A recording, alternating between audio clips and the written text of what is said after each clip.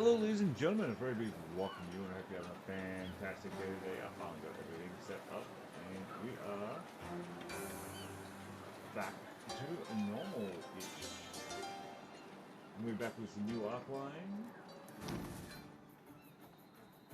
Sir, I'm on my rounds, and it's not my work. I'm not your personal caretaker to run off to the hospital. Do yourself a favor and go on your own. How the heck am I supposed to move before I can barely walk? My wife's in need of a damn doctor. I'm so fed up with this. You pour the prime of your life into the country, and what does it do for you? Not a damn thing. You have placement shifts uncomfortably aching to escape, yet his useful conscience. Sorry, I can't even English this morning. Keeps him close to the old man. The moment he notices you, a glint of hope sparks in his eyes. You... Me? What? He stares at you confused and then turns red with irritation. Damn you all, don't waste my time, for goodness sakes. Listen here. Help out this old man. Supposed to be a doc from the local leprechaun. Checking on him, but not for me, you old fool. My wife. For some reason the doc's a no-show. I can't be sprinting to the doctor for every citizen, mate. I'm an officer, not a nurse. Got patrols to make. Or the chief will bury me. Everyone's on edge with the big wigs in town. The profession's just a stone's throw away. You'll manage. Find it and tell the damn doctor to come on his damn rounds. That's it, I'm off. Go, go, you idiot. Back in my day, the police didn't turn a blind eye to the folks in the city. Abruptly, he turns around to face you. You there, my wife needs a doctor. Head to the leprechaun and let them know I don't have the strength to babble anymore. The audacity, have they lost their minds or what? When they get old, they'll see what it's like. He averts his gaze and clams up. Perhaps it's good to explore the leprechaun. One can only speculate about the level of curiosity among its audience. I'm having a hard time with English today. So, apparently we're going to go see Simon. Bloody hell, are you hearing me? Operator? Flipping hell. Oi, operator! Get me Vinny Peg on the blower, would ya? Now! Or do you reckon I'm just gonna hang about here all night? Apologies, sure. I'm on hold here. Observe closely. A stout dwarf, his beard as fiery as the plumage of a phoenix, is deeply engaged in a telephonic exchange. Ah, now he spotted you. A raised index finger. The universal gesture to wait. For an ephemeral tick of the clock, the very particulate in the air around you seems to have frozen in time. Oi, Vinny, is that you? Nah, don't be daft. Vinny, listen here, mate. We're all in the same boat, ain't we? I get it. You're a bit knackered with these syndicate blokes nosing around. But it's my gear what's been gathering dust in your lockup, innit? Vinny boy, tune in and drop the bollocks. Try and hustle me and you might end up underground, right alongside my contraband. You're getting the picture. Hey, Vin? Steady on, Vin. Stay sharp out there, yeah? Oi, how's Auntie Judith? She all right? That remedy I sorted for her, doing the job? Those puffy legs of hers slimmed out yet? Vinny? Vinny? Oh, bollocks. Hey, boss. We're back to give you the lowdown. That gizmo you wanted is snug inside our guest suitcase. The very one partner's holding right now. Nothing but smooth sailing on my end.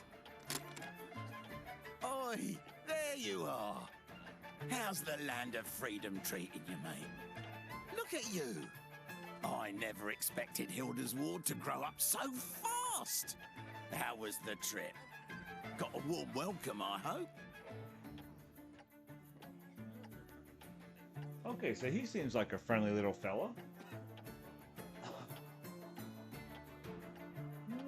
Let's give him a man shake. Oh, look at that. That's how it's done, mate. And that grip, blimey. Mick, that's what you call a genuine continental grip. Fierce, like Darling Nine-All yanking you by the... Boss, easy there. Whoa. Hey, pardon? Oh, right. What do I mean? Let me lay it out for you, Mick. They ain't got a grip like that in the New World. They're too courteous, all guarded like, know what I mean? There's no true connection. Okay, you can unhand me now, champ. So how was the landing? Everything went smoothly, I trust? Take note. The nervous shifting of Mick's feet paints a telling picture. Evidently, he would prefer to keep his recent affairs hidden from Simon. You bet, boss. Smooth as silk. The goods locked in the case. And the case with our visitor. It was a flawless play. And all thanks to my undeniable charm. Despite the warmth in Simon's eyes, there's something obsidian hard in the stare he's aiming at Michael. It's clear, Mr. Simon sees right through Mick's feeble subterfuge.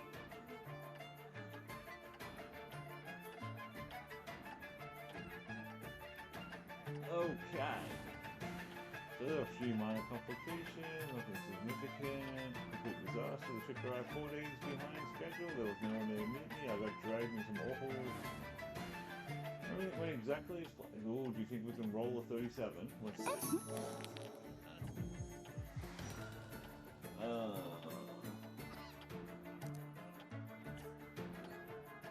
I mean, we can use a magic card.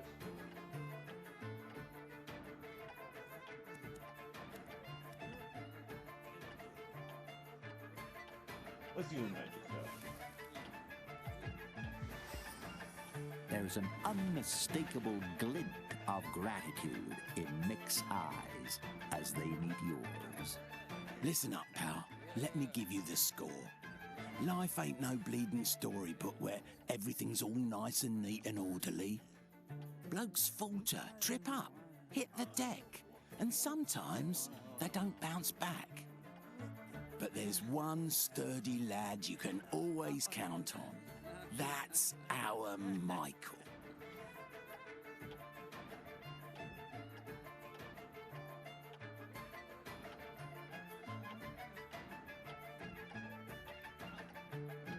I believe I'm starting to take a shine to you. That's our style, mate. Straight off the boat and right down to business. All right. However you got here, you're in the fold now. So let's have a toast, eh? Here's to the pair of us, the grand old continent, and the road that lies ahead. Having declared his toast, it's evident that Red Simon is wholly committed and will brook no deviation from the ritual at hand.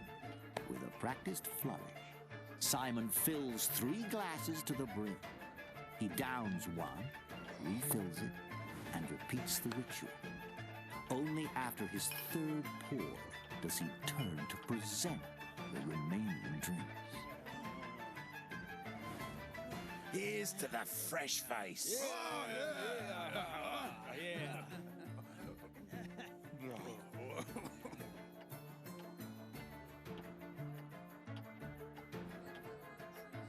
All right, lend an ear. Picture young me, fresh off the boat, wide-eyed and fancy-free. A pioneer through and through. Didn't know a single soul in these parts. It was all on my shoulders. Every lesson and every scar was hard-earned. But tally it up now and look at the man before you. A dwarf of principle and honour. But fear not, mate. I'm gonna lay it all out for you. So get scribbling.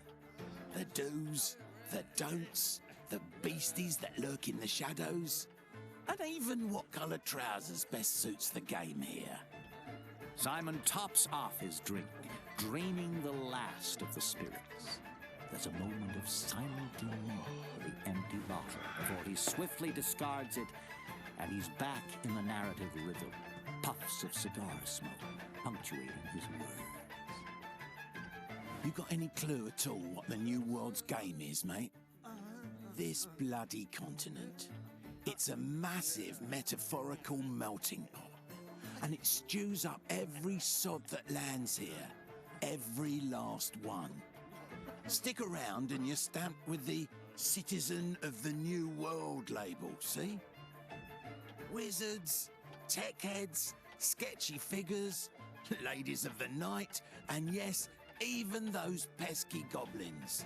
The whole lot of them.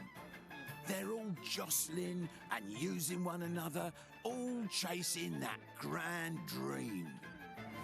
Doesn't matter what your dream is. What you've got to keep fixed in your noggin is that to reach it, you need the whole motley crew. Every bleeding one of them. And here's the kicker. From one old-timer to another.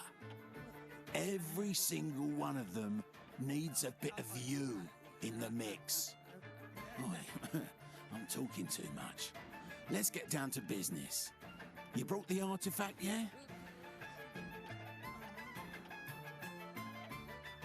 Okay, so... Should we learn about the artifact? Let's see if we can learn about this artifact. How am I supposed to know what's what, eh? There's a bleeding boatload of artifacts out there, some buzzing with power, some just taking up space. Once we get it to the capital, we'll grill the buyer. Maybe when you're using it for idle chit-chat, the clock's hand decides to take a break. Oh, mate, let me clue you in.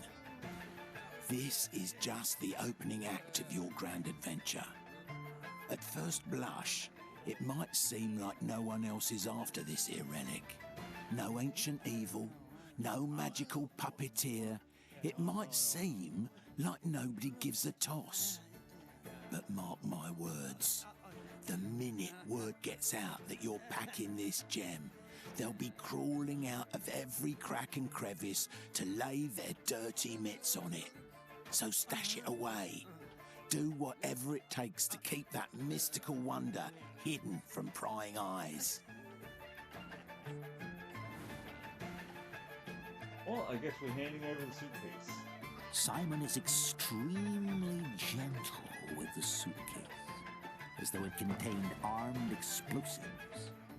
Turning it towards himself, he opens it, and a subdued radiance bathes his face in a golden glow.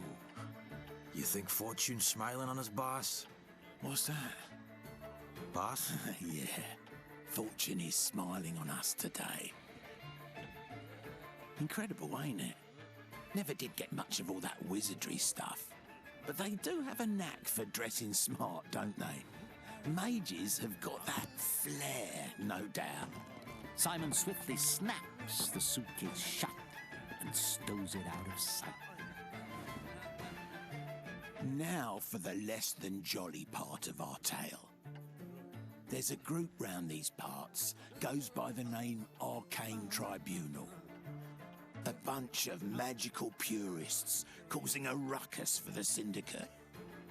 You'll find the Tech Syndicate's fingerprints all over anything remotely magical. Not a single artifact slips past them, especially without the right papers. There's a top-notch magical item detector at the station. The plan was simple. Grab a suitcase, jump on a train, head to the capital, and call it a day. But now, mate, we've got ourselves a wee snag. Everything was running smoothly. Had my own people everywhere. No clouds on the horizon. Then, about a week ago, a train conks out and they can't get it running again. Director Zindo himself drops in and takes charge. Now his lot's taking over all the key posts at lightning speed. absolute migraine for our little operation, I tell you.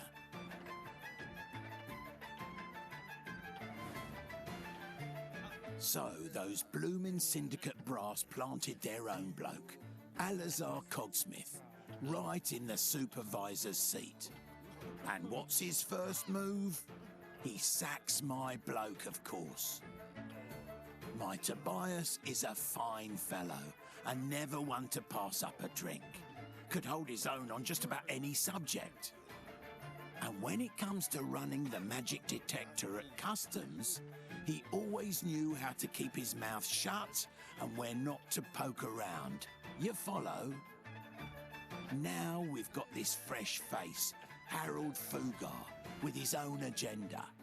He's already shipped 4 loads to the warehouse, says he's running his own show and wants nothing to do with me.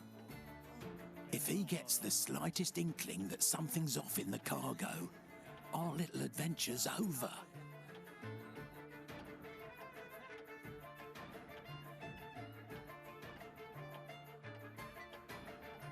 Oh, sure it will. Just about a month back, some gent tried to smuggle a goblin in as a migrant worker. You know how he did it? He magicked that poor critter into air, then trapped it in a jar. And what do you think happened next? That gizmo detected a magical presence in the jar right away. So if I were you, I wouldn't tempt fate.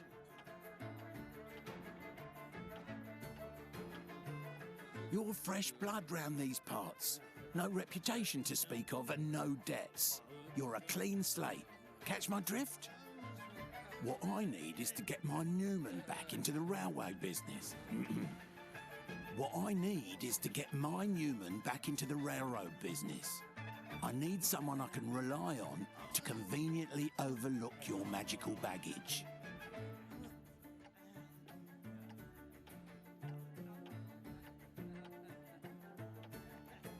Okay, so there's some sketchy stuff going on here.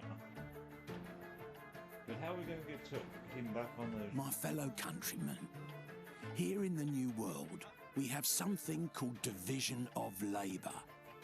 My job is to hatch the scheme. Yours is to execute it. I've held up my end, now please hold up yours. Get Tobias back to work.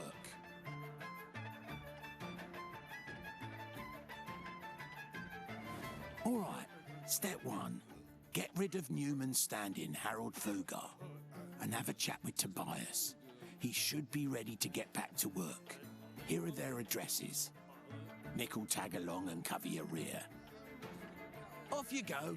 Best of luck, and keep a sharp eye out for trouble. Well, that was a whole bunch of work.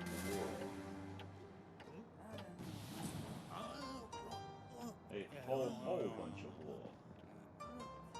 But I think we're gonna leave this one so we can learn a bunch of lore. And now we've got to go and do some shady stuff in the city. But ladies and gentlemen, if you like what you see, make sure you hit the like button and the subscribe button. And come on back and have a good one.